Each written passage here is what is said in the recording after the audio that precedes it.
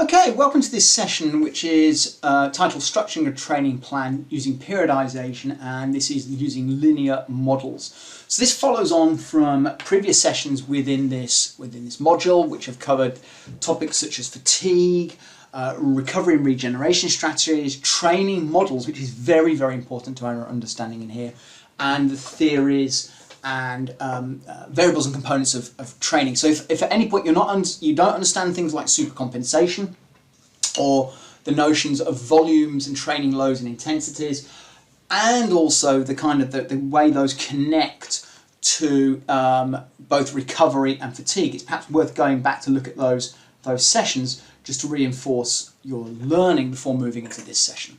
So what are we going to cover?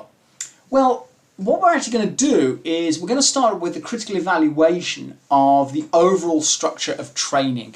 And we're going to use this, what is called a linear-based approach to periodization.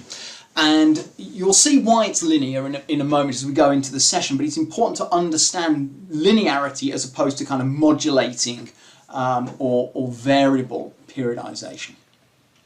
Once we've got that clear, we're going to look at the way in which we sequence training through what we call periods and phases within this annual plan. So we're going to think about this as a kind of a year's worth of training.